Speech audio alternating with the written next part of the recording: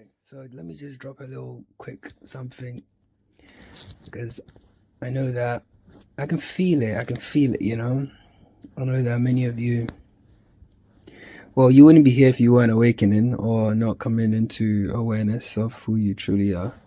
And yeah, that's just that. So I know that the programming, apart from, okay, so we've gone through the thing, yeah. I've made you aware of the construct that you're in. But the construct that you're in, as much as it feels like you're in it, you're not in it. It's in your head. Yeah? You are experiencing it internally, okay? It's not outside. It feels like it's outside, but it's not. It's internal. As within, okay. So I'm going to use the example of an animal in captivity and also the gingerbread man, which I used in the previous video. And I want to tell you something really profound. It's not a very long video, but I need you to really listen to what I'm going to say, okay? So when you start this journey of self-realization, yeah, you're stepping into the knowing that you're not bound by the limitations of the body, the social constructs or the systems of the matrix, okay? You're coming to the realization that you are a being of pure, unbridled energy. You're wild and free. That's what you are at your core. At your core, think of it as a lightning bolt, yeah?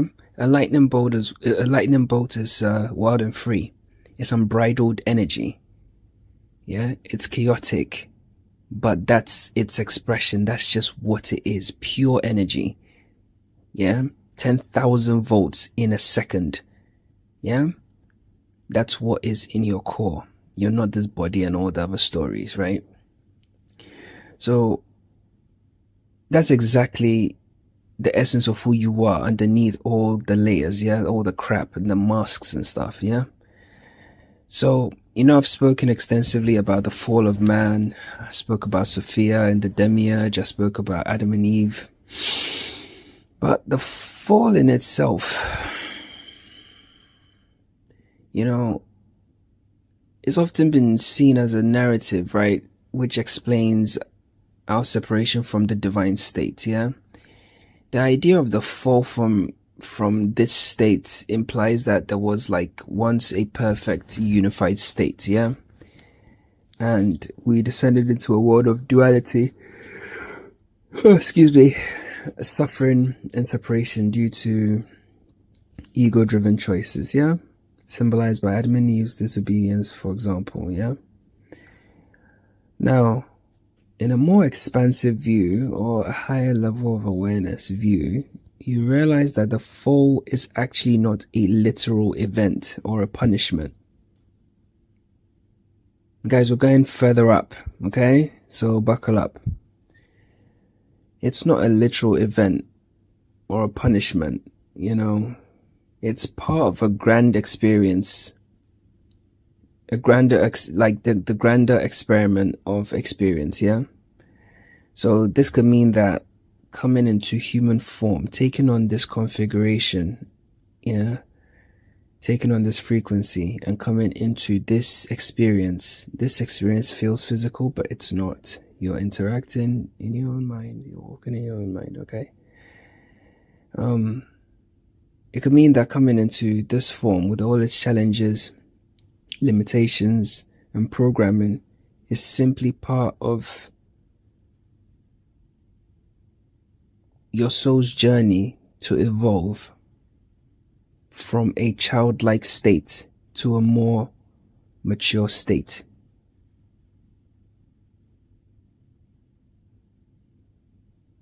Seriously.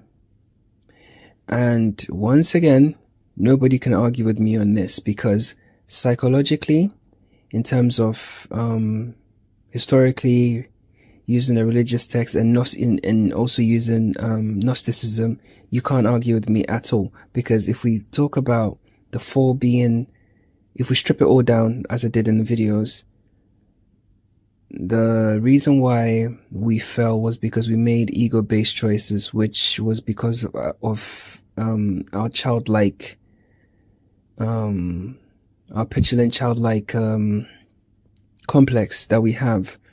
So it comes from like a childlike position, yeah, an immature state of awareness.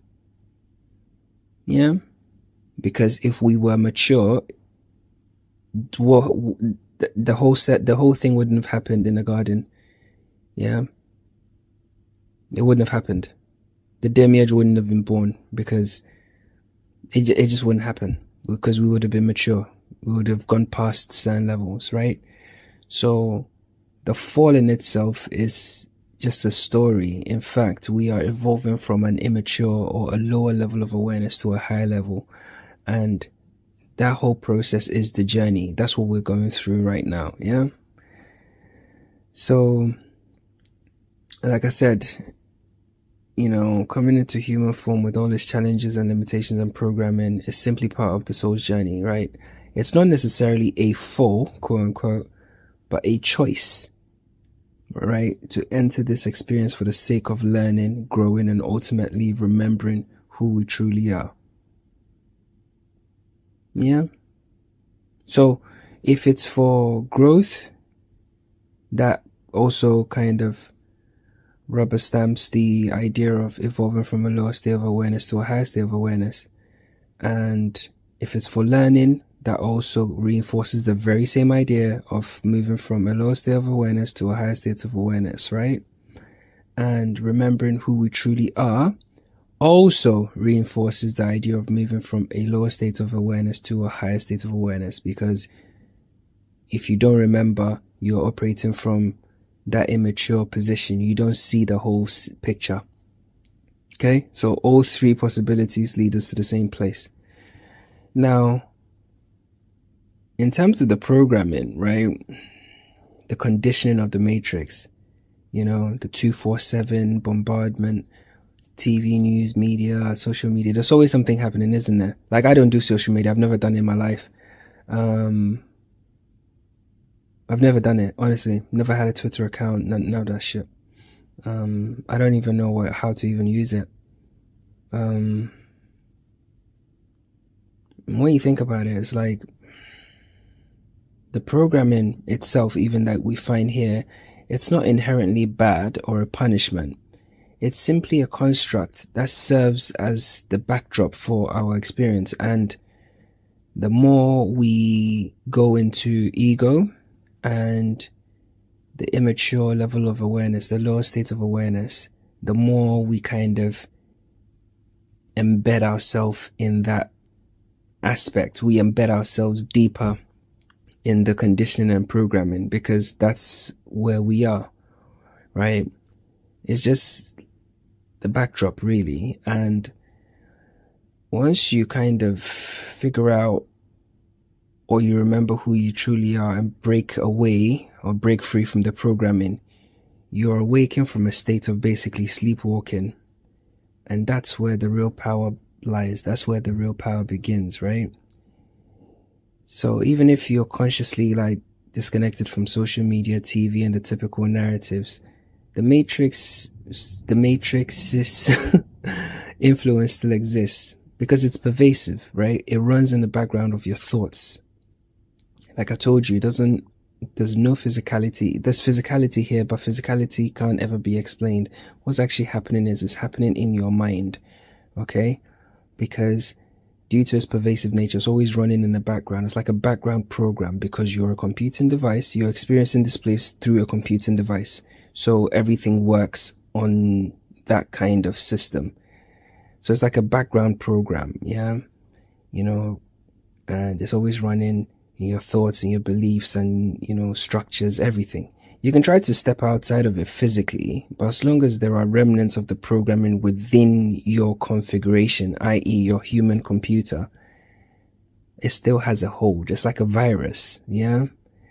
So, but as you shed these layers and you move closer to your true, wild, and free essence, you begin to access more of your primal, instinctual nature. Okay?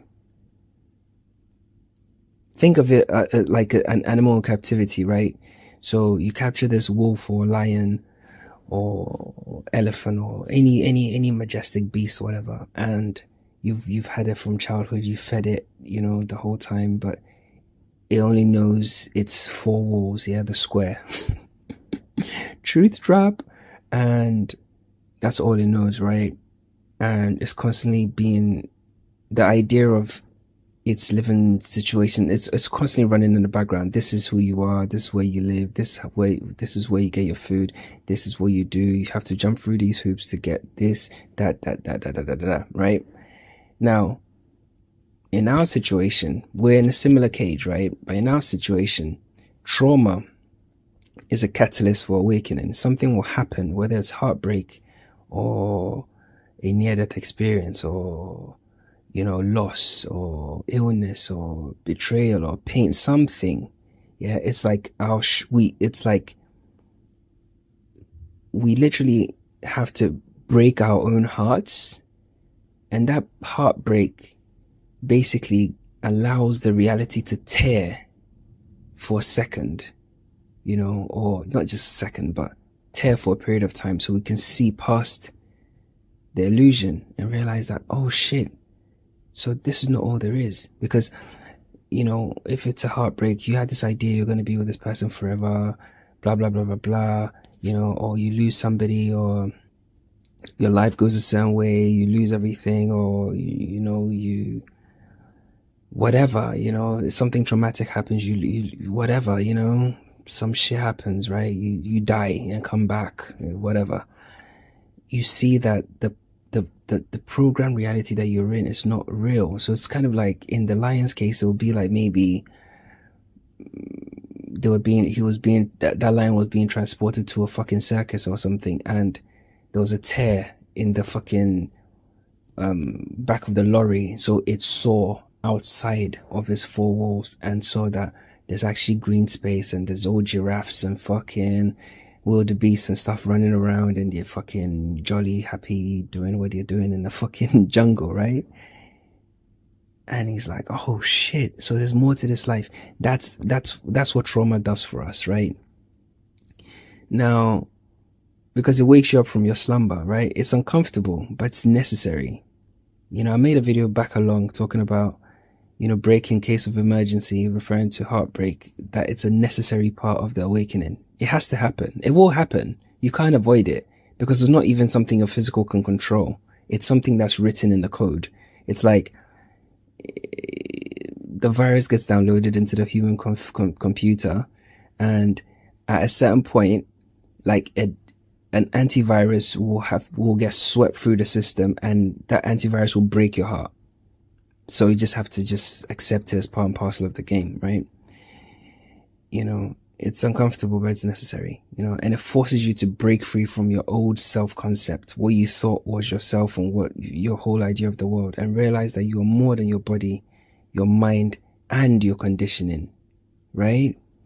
And in that realization, that lion now seeks to break out of his cage, right? It's like he now has this reminder in his head, like Morpheus said, a splinter in his mind. He's seen what life is like, wild and free. Nah, he's not going to live in this box forever. There are people that choose to live in the box, and those people, I don't know what to say, because maybe they're just scripted people that just accept it. Imagine, like, going through all that kind of stuff, and then you accept the program once again. It's, to me, where I'm stood, it's crazy to me. But hey, horses for courses. But for us here, we realize that the cage is not enough. We need to break out of it, right? And as we, whether you want to look at the captivity as societal expectations or old narratives or even the limitations of the body, yeah, we want to break out of it. But then once you start to break out of it, right, the matrix will grab you once again. Or even once you break out of it, the matrix will grab you once again. And I know a lot of people, once you start to really get deep into this stuff, this is where the pervasive matrix will grab you. Because then as you start to leave, you've broken out of the cage and you're moving, and they'll say to you, ooh, well, where's your food going to come from then? Where are you going to live? How will things unfold? What are you going to do? You've never hunted in your life. Do you see? Nobody's actually saying this. No, nobody is saying this to you. Who's saying this to you? It's a pervasive program that's running in the background of your mind. This is the virus, the matrix itself, how it's infiltrated your mind and is speaking to you. It's like a last-ditch attempt, like Christoph did in the Truman Show when he was like, oh, Truman, come back. That's what is happening. But here's where here's what I need to tell you, and this is to galvanize you, and strengthen you and empower you.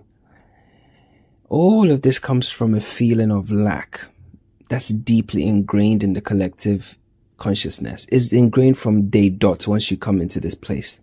Yeah. Lack. They place it everywhere. I can talk about it for 6 hours straight, bro. They place it everywhere. Everywhere. I mean, think about it this way. Why don't we just get paid every day? Why should we wait a month? Why should we wait 2 months? Why should we wait 2 weeks? Why should we? If you work, you get paid. You should get paid every day, and you pay. It should. This is just one example of how lack is reinforced, because you could be on 100 grand, 200 grand, but the fact that the money is given to you at specific points, it makes you accrue a lot of expenses. And once you get the money's gone again. Yeah? It's programming, bro. Anyway, I don't want to get off track. Now, what I'm here to tell you is, you as the lion that's broken out of the cage and you're now roaming free. Yeah? You might not know where your food's gonna come from. You might not know where you're gonna live. You might not know what you're gonna do. You've never hunted before. There's all these voices in your head telling you that what if,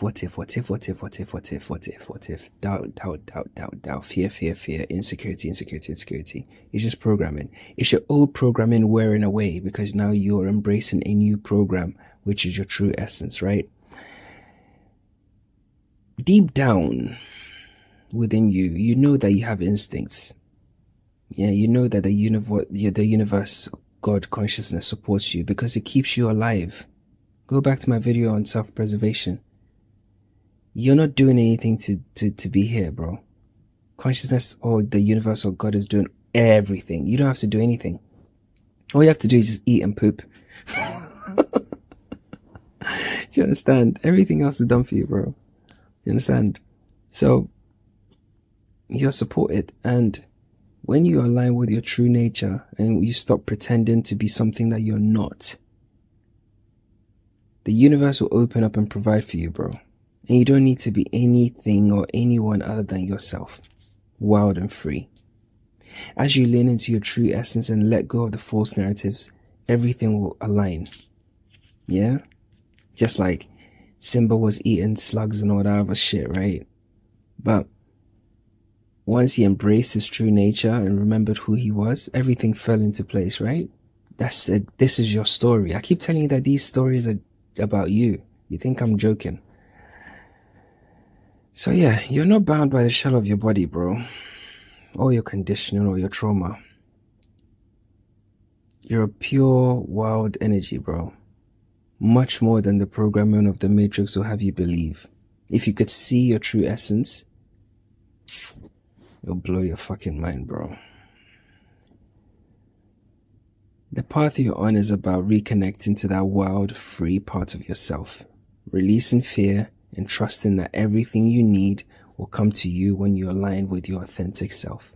What have I preached since day one? Authenticity, bro. Put down the masks, bro. The Matrix, yeah, with all its control, is nothing but a distraction from your true power. Nothing but a distraction from yourself. Your job is now to stay true to who you are. When I say true to who you are, fully, completely, and unapologetically. Right? Trust your instincts. And know that as long as you follow your path, you follow your path, and the path of freedom and authenticity, you will always be supported. Always. There's no the universe has no choice but to support you, bro. Look, gazelles and wildebeest and all these other animals, they're faster than lions, bro. But lions eat them all the time. Do they not? But at the same time, lions eat these animals all the time, but they also get away from lions all the time. Do you see the interplay? The universe supports itself because it's the universe experiencing itself. As long as you're being authentic, you'll be supported and provided for. Don't worry about how it will get done. The mathematics and the workings is something you can't figure out. It will just get done, bro. Do you understand? Everything will fall into place when you realize that you are the creator of your reality. And that all the illusionary fears about survival, money, shelter, oh, you God, this, relationships, love, fucking this, that are just constructs to keep you playing small. Step into your energy, man. Embrace your wildness. And trust the universe, trust consciousness, trust God. You've already made the choice to be free. That's why you're here. I'll see you on the other side, man. I was 22.